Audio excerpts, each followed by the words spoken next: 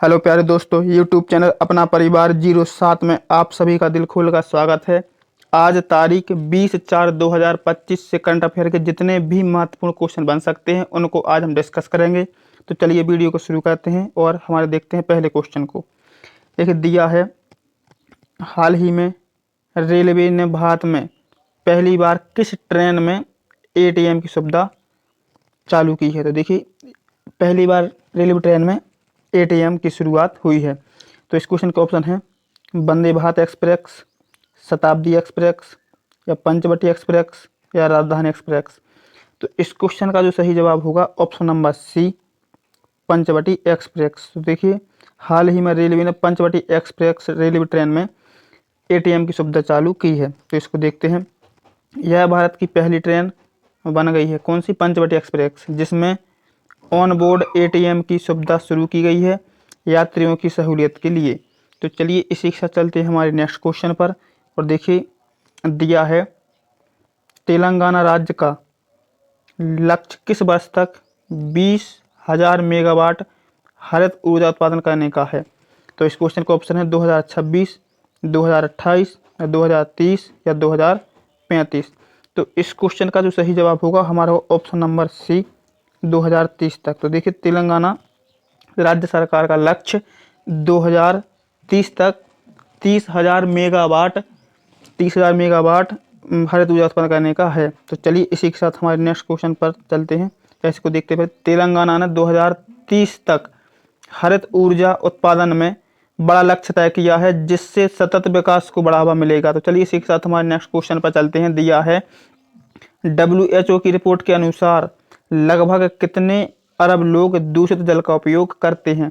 तो देखिए, रिपोर्ट है WHO की। तो इस क्वेश्चन के ऑप्शन हैं 1 अरब, या 2 अरब, या 3 अरब, या 4 अरब। तो इस क्वेश्चन का जो सही जवाब होगा हमारा ऑप्शन नंबर बी, 2 अरब। तो देखिए, WHO की रिपोर्ट के अनुसार 2 अरब लोग आज भी दूषित जल का उपयोग करते हैं। तो चलिए इस क्वेश्चन को देखते हैं। देखिए, WHO की रिपोर्ट के अनुसार लगभग 2 अरब लोग आज भी प्रदूषित जल का उपयोग कर रहे हैं, जिससे कई बीमारियां फैलती हैं। तो चलिए इसी के साथ हमारे नेक्स्ट क्वेश्चन पर चलते हैं। देखिए, दिया है हाल ही में अमेरिका ने चीन पर कितने प्रतिशत टैरिफ लगाया है। तो इस क्वेश्चन का ऑप्शन है 115%, 125%, 145%, 245%। तो इस क्वेश्चन का जो सही जवाब होगा ऑप्शन नंबर डी, 245%। तो देखिए इस क्वेश्चन को देखते हैं। देखिए, अमेरिका ने चीन पर भारी टैरिफ लगाकर व्यापारिक दबाव को बढ़ाया है। तो चलिए इसी के साथ हम देखते हैं। और कितने परसेंट लगा है, 245%। तो ये अंग्रेजी में लिखा है 245%, ठीक है। और चलिए इसी के साथ हम देखते हैं हमारे नेक्स्ट क्वेश्चन को।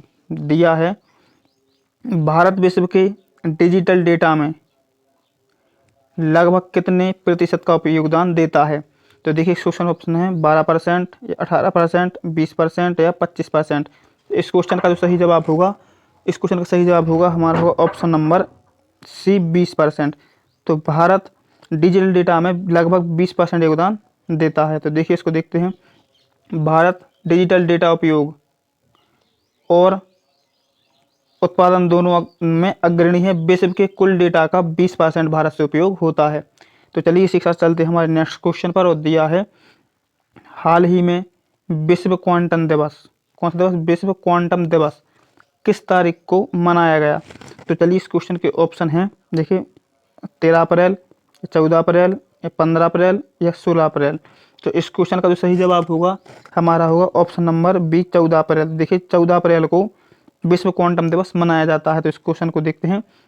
क्वांटम टेक्नोलॉजी की जागरूकता के लिए 14 अप्रैल को विश्व क्वांटम दिवस मनाया जाता है। तो चलिए इसी के साथ चलते हैं हमारे नेक्स्ट क्वेश्चन पर। दिया है हाल ही में आयुष मंत्रालय ने राष्ट्रीय कर्मयोगी जन सेवा का कार्यक्रम विशेष सत्र कहाँ आयोजित किया है। तो इस क्वेश्चन के ऑप्शन हैं गुजरात, दिल्ली, असम, या महाराष्ट्र। तो देखिए, इस क्वेश्चन का जो सही जवाब होगा हमारा ऑप्शन नंबर बी, दिल्ली। तो देखिए, दिल्ली में आयुष मंत्रालय ने राष्ट्रीय कर्मयोगी जन सेवा कार्यक्रम का विशेष सत्र आयोजित किया है। तो देखिए इसको देखते हैं। आयुष मंत्रालय ने दिल्ली में इस सत्र का आयोजन करके जन सेवा के प्रति कर्मयोगी दृष्टिकोण को बढ़ावा दिया है। तो चलिए शिक्षा चलते हैं हमारे नेक्स्ट क्वेश्चन पर, और देखिए दिया है भारतीय नौसेना ने, किसने, भारतीय नौसेना ने हाल ही में कौन सा मेघयान 25 संगोष्ठी का कौन सा संस्करण आयोजित किया गया है। तो इस क्वेश्चन के ऑप्शन है देखिए फर्स्ट, सेकंड, थर्ड या फोर्थ।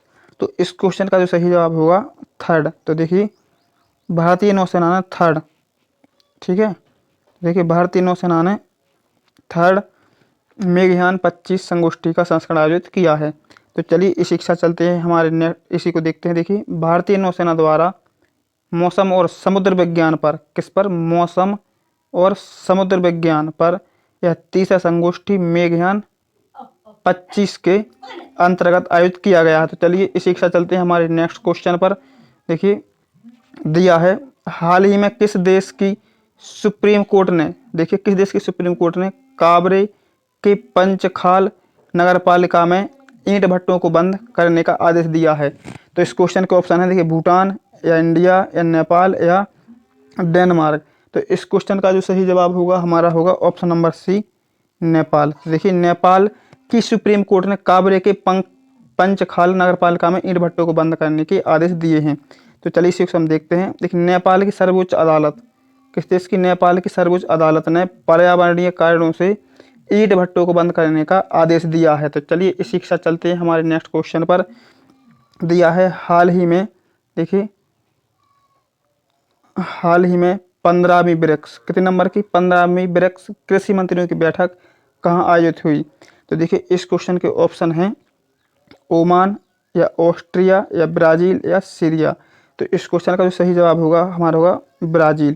तो देखिए ब्राज़ील क्वेश्चन का सही जवाब होगा, और ब्राज़ील में हमारे भारत की तरफ से सहयोग करने वाले व्यक्ति हैं कृषि मंत्री हैं श्री शिवराज सिंह चौहान। कौन है, शिवराज सिंह चौहान,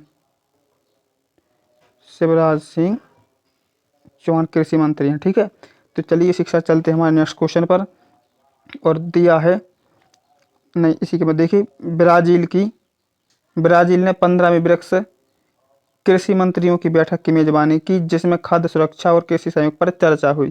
तो चलिए शिक्षा चलते हैं हमारे नेक्स्ट क्वेश्चन पर। दिया है देखिए विश्व धरोहर दिवस, कौन धरोहर दिवस, विश्व धरोहर दिवस हर साल किस तारीख को मनाया जाता है। तो इस क्वेश्चन के ऑप्शन है 16 अप्रैल, 17 अप्रैल, 18 अप्रैल या 19 अप्रैल। तो इस क्वेश्चन का जो सही जवाब होगा ऑप्शन नंबर सी, 18 अप्रैल। तो देखिए 18 अप्रैल को विश्व धरोहर दिवस मनाया जाता है। इसको देखते हैं। यह दिन विश्व की सांस्कृतिक विरासतों को संरक्षित करने की जरूरत के लिए मनाया जाता है। तो देखिए चलिए अब चलते हैं हमारे नेक्स्ट क्वेश्चन पर। दिया है खेलो इंडिया यूथ गेम्स 2025 पहली बार किस राज्य में आयोजित होंगे। तो इस क्वेश्चन के ऑप्शन है महाराष्ट्र, बिहार, गुजरात या गोवा। तो इस क्वेश्चन का जो सही जवाब होगा ऑप्शन नंबर बी, बिहार। तो देखिए बिहार में खेलो इंडिया यूथ गेम्स 2025 पहली बार आयोजित होंगे। तो इस क्वेश्चन को देखते हैं। बिहार को पहली बार इस बड़े राष्ट्रीय खेल आयोजन की मेजबानी करने का अवसर मिला है।